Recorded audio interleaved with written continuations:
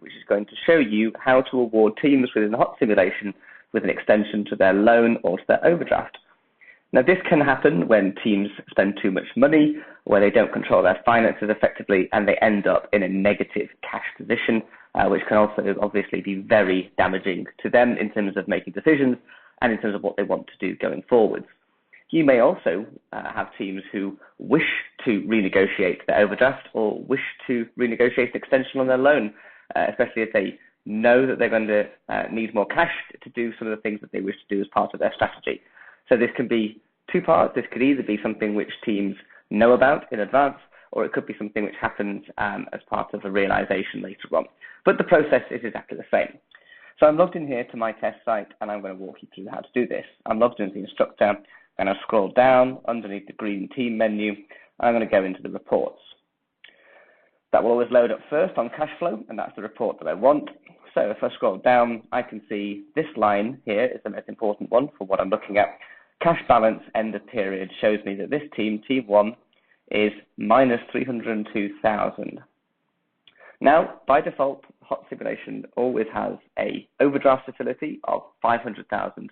So this team at the moment is sitting part the way through that overdraft. So they are in difficulty at the moment. They're in a negative cash position, but they are still able to operate because they're within that overdraft. That will have a negative impact on them because the interest rate of the overdraft is quite high, but it won't be as damaging as it could be. If they were to go over that 500,000, they would essentially be bankrupt, and they would get a message from the simulation telling them that the overdraft has been exceeded, and at that point they would be locked out from making decisions. So at that point, it would be really serious, and they would certainly need to come to you as the instructor to ask for further financing. So now that we know how much money they're in negative, normally at this point we would discuss with the team and find out, okay, what's happening? Why are we in negative numbers? Have we made some expenditures we didn't realize about? Are we having any further expenditures that we need to finance? Therefore, we'll know how much more we need to award to them. Let me exit on that page and go back to the main page. Now I'm going to show you how we can award an overdraft extension and also an extension to the loan. If we look underneath the grey cycle button, first of all, we've got influence teams, and this is where we want to be. The first tab here is finance, and that's where we want to be to make these changes. So let's deal with these two things in isolation. First of all, we've got the overdraft limit. So by default, as I mentioned, this is set to 500,000. Now, it looks highly likely that this team is going to need more short-term cash. Therefore, if we need to free up cash to allow teams to make a decision, so if a team's already exceeded that 500,000, or if you realize that they're going to go over that very, very shortly, you're going to need to give them an extension on their overdraft in order for them to be able to continue to make decisions. The loan will have an impact, but the loan will take a month before it's awarded, so the overdraft facility allows you to get this moving quicker. So I'm going to change this to 1 million, so I'm going to increase that by double what it was. That's up to 1 million now. So all I need to do is change that number. So I changed that from 500,000 to 1 million. Do, of course, be careful to get the right number of zeros when you're doing these things on these pages, because obviously once you do it, it will be awarded. You then have the choice. You see underneath here we have the overdraft interest rate. By default, that's set to 7%.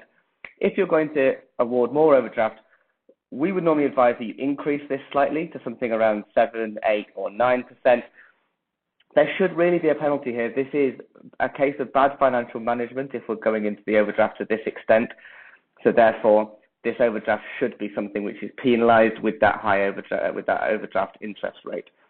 You can choose how high you want to put that. You may want to go even higher than 9%, 10%. That's entirely up to you. You can choose what you want to do there. Next up, we've got the loan underneath, and this works in exactly the same way. We've got three options here for the loan that we need to choose. First of all, you can see the loan amount. So here we can see we've got around 4 million of loan, and that's the total value of the loan which is awarded to the team. Now, if you want to extend the loan, the way that you do this is that you add on to this number the amount you want to loan them. So you need to change this number and add on any additional loan you want to give them on top of what's already here. You don't simply delete this and add in the addition. You need to add it on to this number. So let's say, for instance, this team in question needs an extra $1 million to be able to make some of the decisions they want to do. They've got quite a few capital expenditures they wish to make, and they're doing a big big chain of refurbishments that they want to do at the moment. So you see at the moment this number is 4033986. So if I want to award them an additional million, I simply change the 4 at the front to a 5. What I should also do is I should go to the next box, which is the loan term here in the second box here. Now, by default, I would always change this when we change that loan. I would always change this back to 520 weeks. That is a 10-year payback on the loan. When they begin the exercise, it will be a 10-year payback.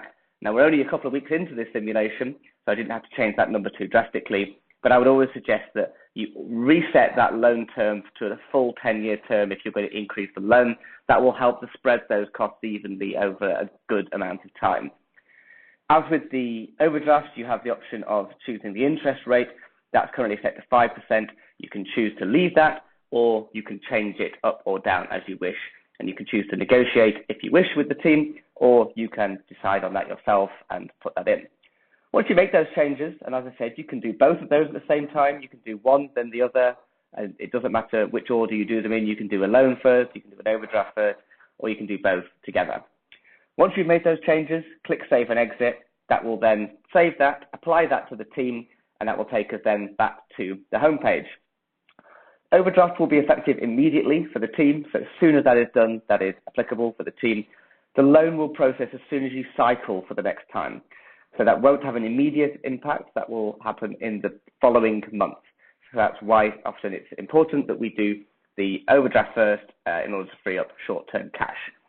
If you want to, at this point, you can go to Send Read Messages, and I can go to Team 1, and I can tell them loan approved for $1 million, and then I can send that to the team.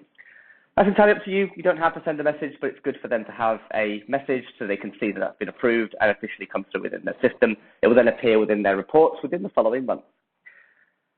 Thank you. That's a short introduction to overdrafts and loans within HOTS. Thank you very much.